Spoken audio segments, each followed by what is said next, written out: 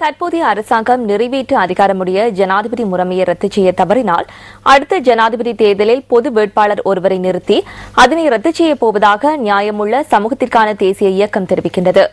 ஆஸ்கிரிய மற்றும் மல்வத்து பீடங்களின் மகாநாயக்க தேரர்களை இன்று சந்தித்ததன் பின்னர் இயக்கத்தின் தேசிய ஏற்பாட்டாளர் மாதுலுவாவி சோபித்த தேரர் இதனை கூறியுள்ளார்.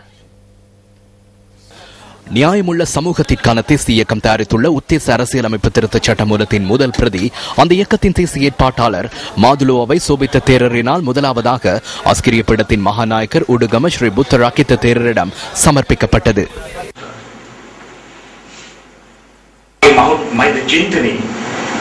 பாராளுமன்றத்திற்கு பொறுப்பு கூறுகின்ற பிரதமர் ஒருவரை நியமித்து நிறைவேற்று அதிகாரமுடைய ஜனாதிபதி முறைமையை ரத்து செய்வதாக மஹிந்த சிந்தனையில் தெளிவாக குறிப்பிடப்பட்டுள்ளது.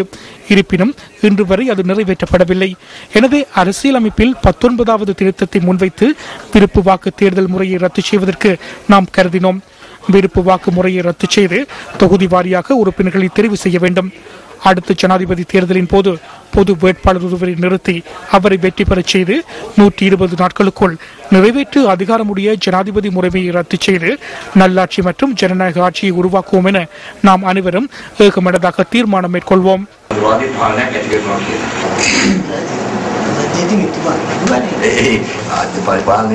தோல்வியடைந்த உறுப்பினர்களுக்கு அரச நிர்வாகத்திற்கான அரசியல் நியமனங்கள் வழங்கப்பட்டுள்ளன. எந்த ஒரு விடயத்தை அறியாத வயோதிபர்களுக்கும் நியமனம் வழங்கப்பட்டுள்ளது. தகுதியானவரும் செல்லாததன் காரணமாகவே நாம் ஐக்கிய நாடுகள் சபையில் தோல்வியை சந்தித்தோம். அவர்களுக்கு ஒன்றும் தெரியாது. ராஜதந்திர சேவை முற்றாக சீர்குலைந்துள்ளது. பின்னர் மல்வத்து பீடத்தின் மகாநாயக்கர் திப்பட்டுவாவை ஸ்ரீ சுமங்கல தேரரிடம் உத்தேச அரசியலமைப்பு திருத்த சட்டம் மூலம் கையளிக்கப்பட்டது.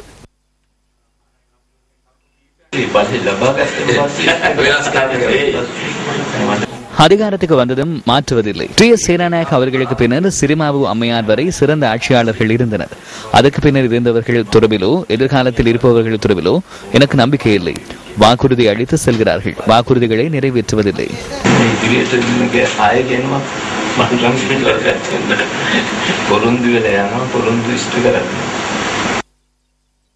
இதேவேளை நிறைவேற்ற அதிகாரமுடைய ஜனாதிபதி முறைமையை ரத்து செய்வது தொடர்பில் அரசாங்கத்தின் நிலைப்பாடு என்னவென அமைச்சரவை தீர்மானங்களை அறிவிக்கும் இன்றைய ஊடகவியலாளர் சந்திப்பின் போது ஊடகவியலாளர் ஒருவர் கேள்வி எழுப்பினார். ஜனாதிபதி கிரமයක් තියෙන්න ඕනේ. நாட்டை நிலையாக பேணுவதற்கு நிறைவேற்ற அதிகாரமுடைய ஜனாதிபதி முறைமை இருக்க வேண்டும் என்று ஜே.ஆர். ஜெயவர்தன கருதினார் என்று நான் நினைக்கிறேன். இதிலிருந்து மாறுவதாக இருந்தால் நீண்ட பேச்சுவார்த்தை வேண்டும். நிறைவேற்ற அதிகாரமுடைய ஜனாதிபதி ஒருவர் இருந்திருக்காவிட்டால் பயங்கரவாதத்தை ஒழிக்க முடியாது. நிறைவேற்ற அதிகாரமுடைய ஜனாதிபதி முறைமையை அவசரமாக ரத்து செய்வது பொருத்தமற்றது என நான் கருதுகிறேன். அது எனது கருத்து. அது தொடர்பில் தீர்மானிப்பதென்றால் அதற்கு ஒரு நடைமுறை இருக்கிறது. ஆங்காங்கே இருக்கும் சிலர் கூறுகின்றார்கள் என்பதற்காக அத்தகைய தீர்மானம் ஒன்றை அவசரமாக மேற்கொள்ள முடியாது. ඒ ක්‍රමවේදය එක එක්කෙනා ඔය අයින් වල ඉඳලා කිව්වට එහෙම විදුවක් අපිට හදිසිය ගන්න බෑ. முன்னாள் ராணுவ தளபதி சரத் பொன்சேகா புதிய கட்சியொன்றை பதிவு செய்தமை தொடர்பில் இன்று நடைபெற்ற ஸ்ரீலங்கா சுதந்திர கட்சியின் ஊடகவியலாளர் சந்திப்பில் கருத்து வெளியிடப்பட்டது. முன்னாள் ராணுவ தளபதி கட்சியொன்றை பதிவு செய்தார் அல்லவா? அவர்தான் ஒரே ஒரு மாற்றிடாம். அவர்தானே கூறுகிறார். ஜனாதிபதி மற்றும் அரசாங்கத்தை தோற்கடிப்பதற்கான யுக்தி UNP JVP என்று எவரிடமும் இல்லையாம். தன்னிடம் இருப்பதாக அவர் கூறுகின்றார். உங்களின் கருத்து என்ன?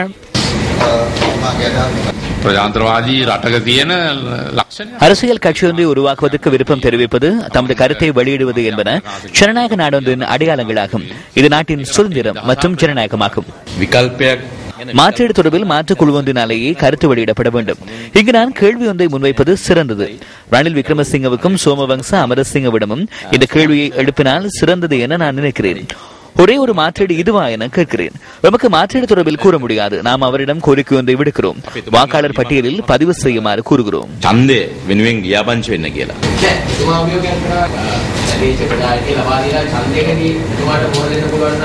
அது நீதிமன்றத்தின் நடவடிக்கை. நமது கட்சியால் செய்யப்பட்ட விடயம். அதற்கும் சரத் பொன்சேகா கோரிக்கை விடுக்க வேண்டுமா? இயலுமாயின் தனது சிவில் உரிமையை மீண்டும் வழங்கி தன்னுடன் போட்டிக்கு வருமாறு சவால் விடுத்துள்ளார். தற்போது சிவில் உரிமையை வழங்க அவர் கோரிக்கை ஒன்றை விடுக்க வேண்டுமா? இல்லையேல் வேறு எவரினும் அலஸ் போன்றவர்களைப் போல பேச்சுவார்த்தை நடத்த வேண்டுமா? அலஸ் அவர்கள் கட்சியில் உள்ளாரா? தகவல்கள் எதுவும் இல்லை.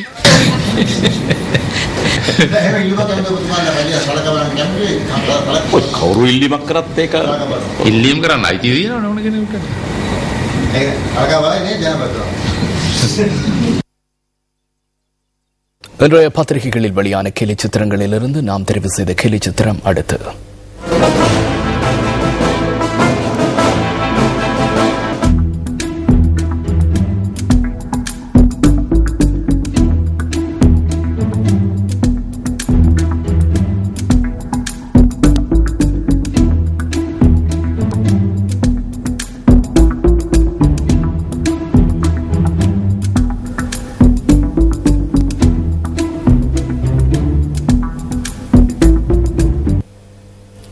இலங்கை தொடர்பில் விசேட கவனம் செலுத்தி நட்புறவை மேம்படுத்திக் கொள்ள நடவடிக்கை எடுக்குமாறு எதிர்க்கட்சித் தலைவர் ரணில் விக்ரமசிங்க இந்திய ஜனாதிபதியிடம் வேண்டுகோள் விடுத்துள்ளார். புதுடில்லியில் இந்திய ஜனாதிபதியை சந்தித்த போதே அவர் இந்த வேண்டுகோளை விடுத்ததாக அறிக்கையொன்றை விடுத்துள்ள ஐக்கிய தேசிய கட்சி குறிப்பிடுகின்றது. இந்தியாவுக்கான உத்தியோகபூர்வ விஜயத்தை மேற்கொண்டுள்ள எதிர்க்கட்சித் தலைவருக்கும் இந்திய ஜனாதிபதிக்கும் இடையிலான இந்த சந்திப்பு ராஷ்டிரபதி பவனில் நேற்று முன்தினம் இடம்பெற்றுள்ளது. இந்தியா இலங்கையின் நலனுக்காக செயற்படுவதாகவும் அனைத்து சந்தர்ப்பங்களிலும் இலங்கையை நட்பு நாடாக கருதி செயற்படுவதாகவும் இந்திய ஜனாதிபதி பிரணாப் முகர்ஜி இதன்போது சுட்டிக்காட்டியுள்ளார். இரு நாடுகளுக்கும் இடையிலான நட்பை அதிகரித்துக் கொள்ள ரணில் விக்ரமசிங்க முன்னெடுக்கும் நடவடிக்கை இந்திய ஜனாதிபதி வரவேற்றுள்ளதாக ஐக்கிய தேசிய கட்சி வெளியிட்டுள்ள அறிக்கையில் குறிப்பிடப்பட்டுள்ளது. இதேவேளை இந்த விஜயத்தின் போது ரணில் விக்ரமசிங்க இந்திய வெளியுறவு அமைச்சர் சல்மான் குர்ஷித் உள்ளிட்ட ராஜதந்திர மட்ட அதிகாரிகள் பலருடன் கலந்துரையாடியதாக அந்த அறிக்கையில் மேலும் தெரிவிக்கப்பட்டுள்ளது.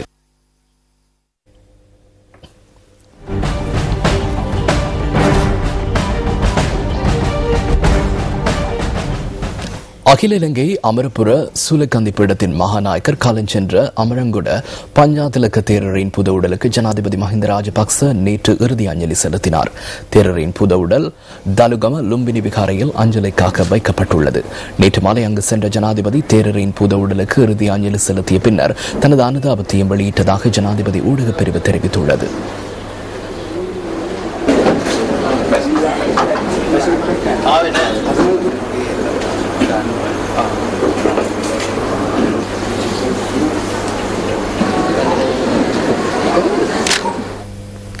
இலங்கை கிரிக்கெட் நிறுவனத்தின் செயலாளரான நிஷாந்த ரணதுங்கவை மீண்டும் அந்த பதவியில் அமர்த்துவதை தவிர்க்குமாறு தெரிவித்து கல்கிசி மாவட்ட நீதிமன்ற நீதிபதி பிரியந்த பெர்னாண்டோ இன்று தடை உத்தரவு பிறப்பித்துள்ளார்.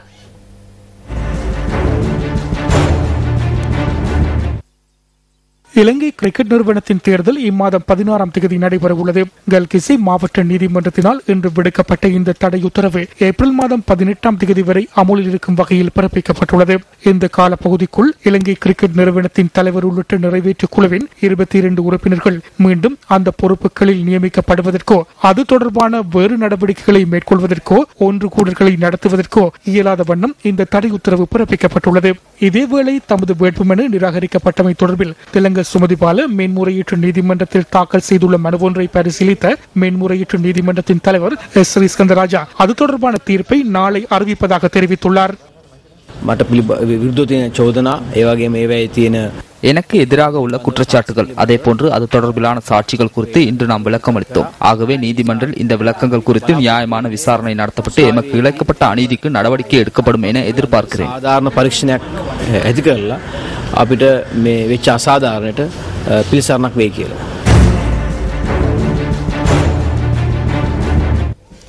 சட்டவிரோதமாக இறக்குமதி செய்யப்பட்ட ஒரு தொகை சிகரெட்டுகளை சுங்கப் பிரிவினர் கைப்பற்றியுள்ளனர்.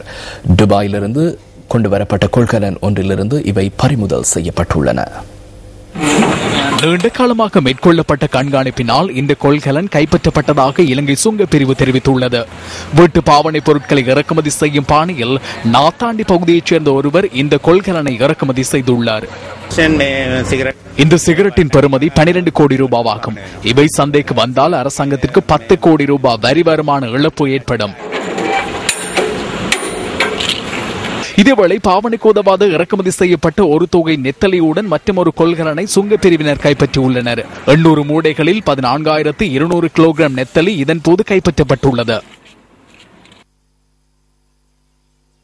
இதேவேளை ஏற்றுமதிக்கு தடை விதிக்கப்பட்டுள்ள நீர்வள உயிரினங்கள் சில கட்டுநாயக்க விமான நிலையத்தில் இன்று அதிகாலை கைப்பற்றப்பட்டுள்ளன.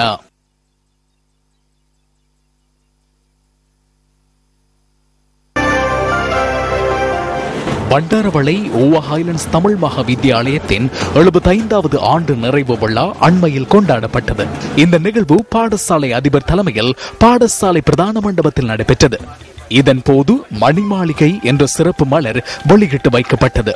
பவள விழா நிகழ்வில் பாடசாலையின் முன்னாள் அதிபர்கள், ஆசிரியர்கள், பழைய மாணவர்கள் உள்ளிட்டோர் விருது வழங்கி கௌரவிக்கப்பட்டனர். மேலும் வித்தியாலய மாணவர்களின் கலை நிகழ்வுகளும் விழாவை அலங்கரித்தமை குறிப்பிடத்தக்கது.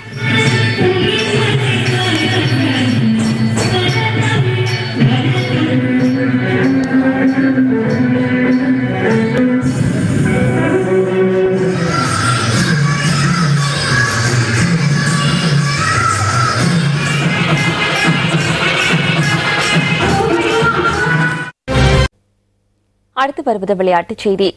தடை செய்யப்பட்ட ஊக்கமருந்து பாவனையை தடுப்பதற்கு சட்டம் கொண்டுவரப்பட உள்ளதாக விளையாட்டுத்துறை மருத்துவ நிறுவனத்தின் பணிப்பாளர் நாயகம் பேராசிரியர் அர்ஜுன் டி சில்வா தெரிவிக்கின்றார்.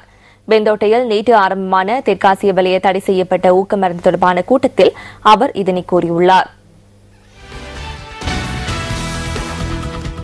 முதல் தடவையாக ஏற்பாடு செய்யப்பட்டுள்ள தெற்காசிய தடை செய்யப்பட்ட ஊக்கமருந்து தொடர்பான கூட்டம் விளையாட்டுத்துறை அமைச்சர் மஹிந்தானந்த அழுத்கமிகை தலைமையில் நேற்று ஆரம்பமானது.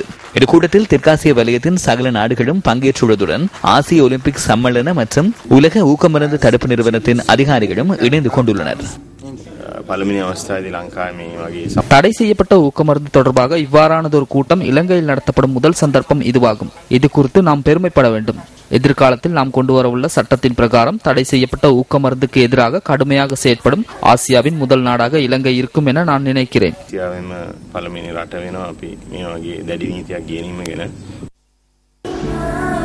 கௌரவம் பிரகாஷ் ராஜின் தயாரிப்பில் ராதாமோகனின் இயக்கத்தில் விரைவில் வெளிவரவுள்ள திரைப்படமே கௌரவம். ஒவ்வொரு குடும்பத்துக்கும் ஒரு கௌரவம் இருக்கு. இந்த சொத்து சேர்த்து வச்சிருக்கிற மாதிரி அதெல்லாம் பரம்பரையா சேர்த்து வச்சிருக்கோம். இந்த திரைப்படத்தின் மூலம் கதாநாயகனாக அறிமுகமாகின்றார் அல்லு அரவிந்தின் மகனான அல்லு கிரீஸ் மற்றும் கதாநாயகியாக பாலிவுட் திரைப்படமான விக்கிட்டோன திரைப்படத்தில் நடித்த யாமினி கௌதம். எஸ் தமனின் இசையமைப்பில் தமிழ் மற்றும் தெலுங்கு ஆகிய மொழிகளில் இந்த திரைப்படம் எதிர்வரும் 12ஆம் தேதி வெளிவர உள்ளது. இத்துடன் நமது 8 மணி பிரதான செய்திகள் நிறைவு பெறுகின்றன. இரவு 10:45 இடம்பெறும் அடுத்த பிரதான செய்திகளோடு மீண்டும் சந்திப்போம். வணக்கம்.